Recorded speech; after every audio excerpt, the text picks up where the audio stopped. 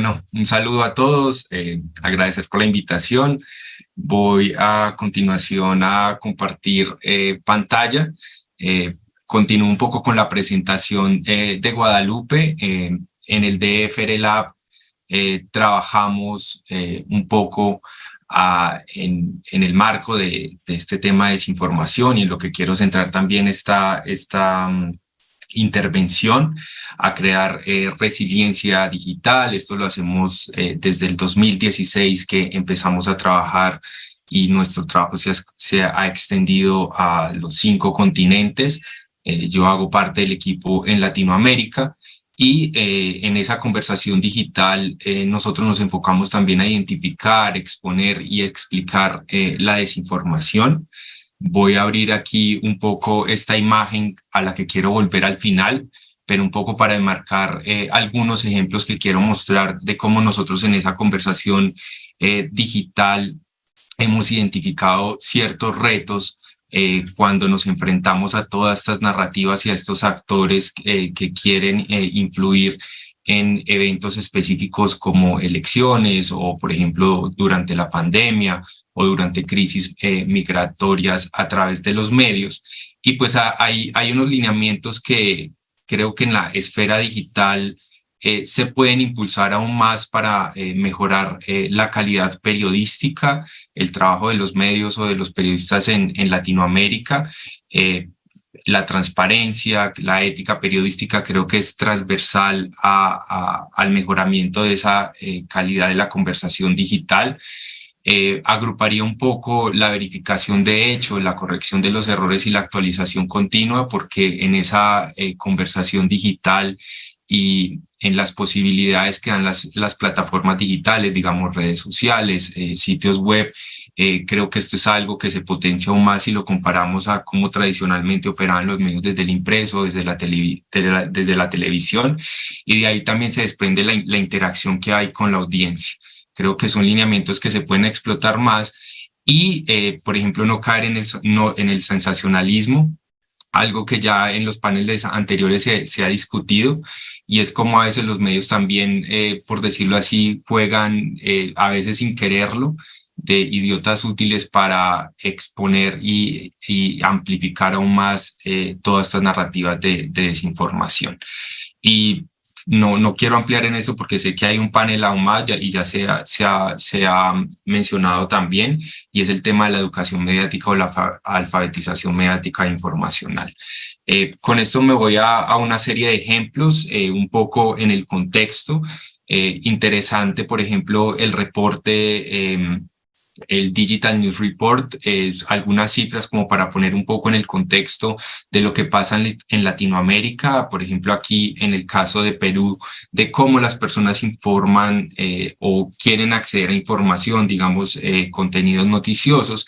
Y pues lo online, aquí lo que está en naranja, que incluye también las redes sociales, pero también pueden ser buscadores, sitios web y las mismas redes sociales. Pues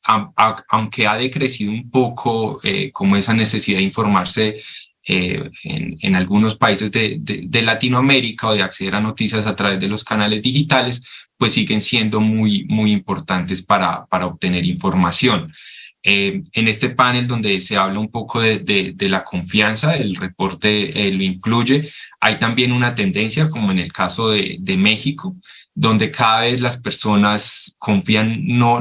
desconfían no solo en los medios, en los periodistas, de los opinadores, pero también de las noticias a las que pueden ellos acceder. Solo de hablar del hecho de noticias, pues ya hay una confianza casi que desconfianza,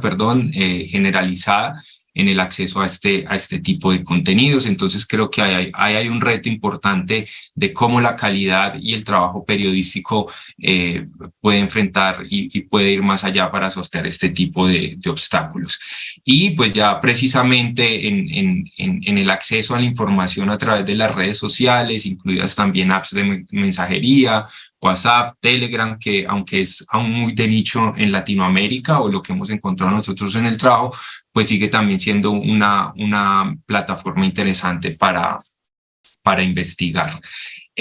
Vemos aquí, por ejemplo, una comparación. Facebook sigue siendo una red social, a pesar de que, como se ha mencionado antes, ha ido decreciendo incluso el interés de la misma plataforma en ser una fuente de noticias.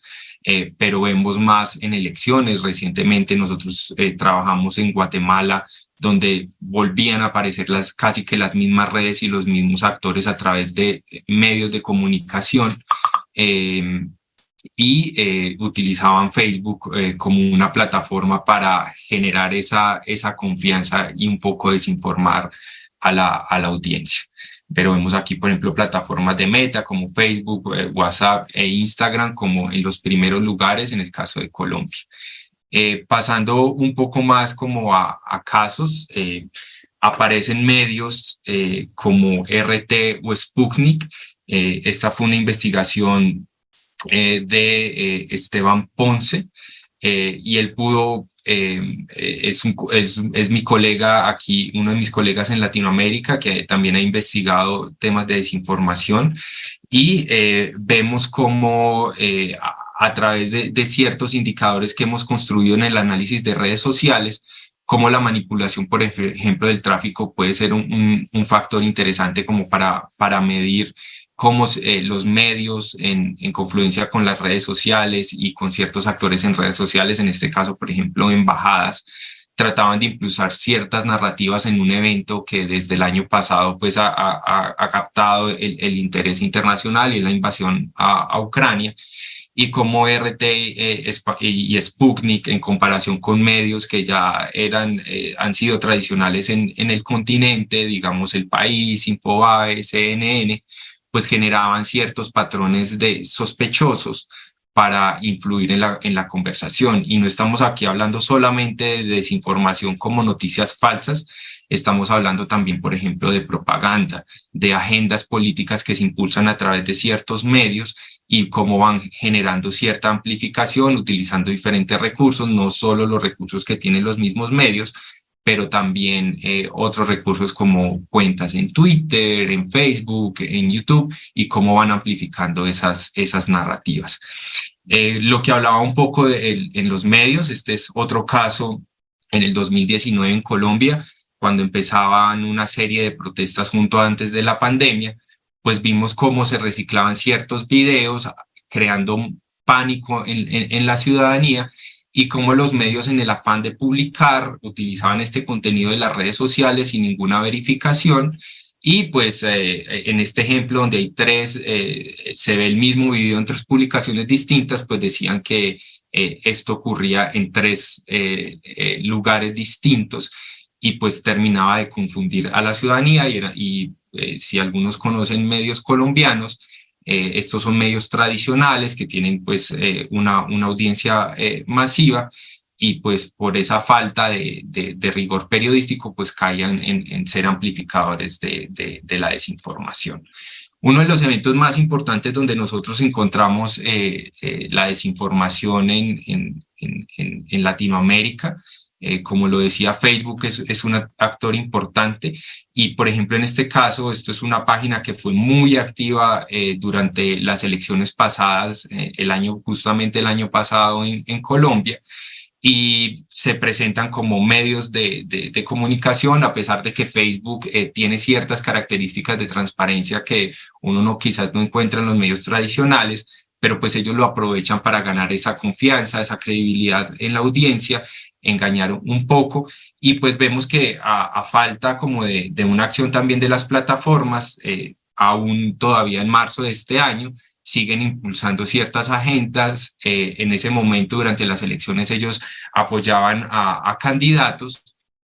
y en este caso al actual presidente, y pues siguen apareciendo esporádicamente para impulsar ciertas narrativas, cuando las narrativas quizás son negativas o los eventos son negativos al actual mandatario, pues sigue siendo activos y siguen siendo actores que tratan de influir en la conversación. Un poco lo que se encuentra uno, también resaltando un poco como características de transparencia que tienen las plataformas. Este es el caso de los anuncios. Pues este medio también fue activo en la distribución de contenidos pagos, que esto garantiza un poco más la segmentación en las audiencias, de llegar a ciertas quizás poblaciones vulnerables o a las que ellas quieren influir y pues en esa transparencia encontraba uno ciertos actores que estaban detrás de la publicidad. Básicamente estaban también conectados y lo que uno encuentra es que a veces estos son actores privados que no tienen un interés político en la desinformación o ideológico, pero sí es un interés financiero y esto se evidencia en que apoyaban antes a políticos. Nosotros en Colombia tuvimos elecciones también a nivel de representantes del Congreso y cómo apoyaban a congresistas incluso que eran de la oposición a la campaña presidencial de Petro en ese momento. Y son compañías como esta donde ofrecen por cierta cantidad de dinero, cierto tipo de interacciones, cierta cantidad de seguidores, y cómo también siguen siendo activos y aún tienen cierta influencia. Este es otro caso de un medio que fue creado específicamente para las elecciones y casi que cerró justo en una de las rondas de las elecciones y pasó a estar desactivado. No se ha desactivado la página, pero algunos contenidos pues sí tienen estas advertencias de que es una publicación falsa. Este es un caso ya más reciente en Guatemala, donde inicia una coordinación. Esto es una investigación que pronto va a ser pública en el DFR Lab, y cómo a través de la coordinación en cuentas de Twitter, de Telegram, por un actor que quizás en Guatemala para muchos puede ser conocido, que se identifica con diferentes imágenes, frases de uno de los personajes de Star Wars, de la guerra de Star Wars, perdón, pues hay una coordinación sospechosa atacando con estas narrativas de fraude electoral, atacando instituciones, afectando la democracia, también atacando a la oposición y a la hora actual al electo presidente, y cómo a través de las redes sociales esto termina siendo amplificado en Facebook por determinados medios de comunicación, que uno no podría decir que es un caso particular porque estos medios tienen un registro en el país, pero uno siguiendo también esos registros ve que estos medios vienen de una corriente que se empezó a activar desde el 2010, 2015, influyeron en elecciones pasadas, y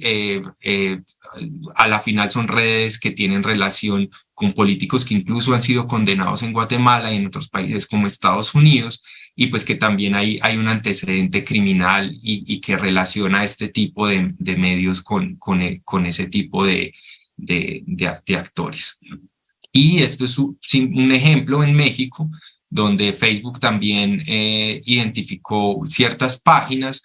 Nosotros hicimos parte de esta investigación, y pues todo ese dinero, todos esos recursos no solo atacan a una audiencia durante elecciones presidenciales, sino que ya estos recursos en Latinoamérica empiezan a bajar a una audiencia local que quizás no tiene la misma preparación para enfrentarse a este tipo de narrativas, y donde pues se necesitan otro tipo de recursos.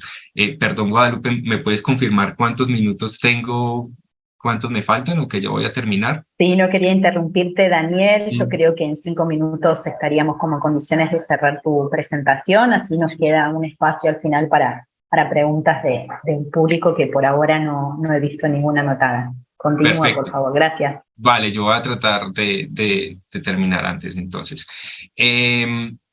Entonces es un poco como la reflexión de que no solo nos enfrentamos a redes que tienen una cantidad de recursos y que tienen un impacto nacional,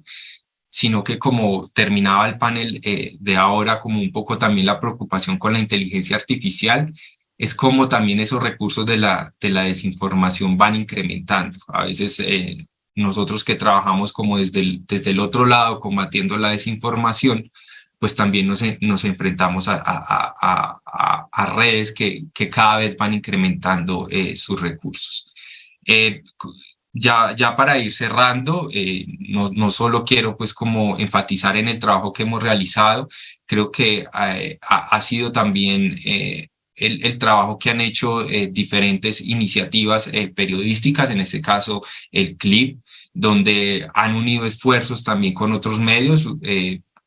ustedes ya vieron anteriormente, por ejemplo, a Chequeado, que también ha sido un actor relevante desde el 2010 en abrir esta conversación a desinformación, ha ido también transformándose, y pues también estos medios como el Clip, que hacen un seguimiento y tratan también de explicar aún más y de bajar y volver aún más común y que la persona digiera esto de la desinformación y a la final tenga herramientas como para enfrentar a este tipo de actores y de narrativas. Son casos también donde se evidencia cómo estados, porque esto lo vemos en Venezuela, esto lo vemos en Nicaragua, como es desde el mismo estado, incluso desde Colombia o desde México en este caso, cómo se criminaliza también a los medios. Entonces no es solo enfrentar, los periodistas y los medios no solo enfrentan las noticias falsas, como lo decía ahorita, pero también enfrentan otros tipos de ataques que a la final hacen que el ecosistema de información se vuelva mucho más negativo y la labor periodística tenga muchas más dificultades. Están medios también como cazadores de fake news, que hacen una labor de chequeo, pero pues ellos también han evolucionado y uno ya encuentra también cómo puede uno encontrar estos retos que tienen los medios de enfrentar también a otros medios creados con muchos recursos y donde todos saben que el contexto de Venezuela, viéndolo desde la democracia, pues hace mucho más difícil llegar a las audiencias y hace mucho más difícil la labor periodística. Recomiendo pues también estas investigaciones porque es un ejercicio interesante de ver que Latinoamérica no es homogénea, aunque compartimos una serie de problemas y de retos similares, pero a veces hablar como de estos principios a los que yo quiero volver acá, pues hace necesario ver como estos principios y la ejecución de estos principios en el entorno. Y ya con esto, Guadalupe, cierro como para dar esos últimos minutos como a otras preguntas o de pronto a una conversación con las otras panelistas. Gracias.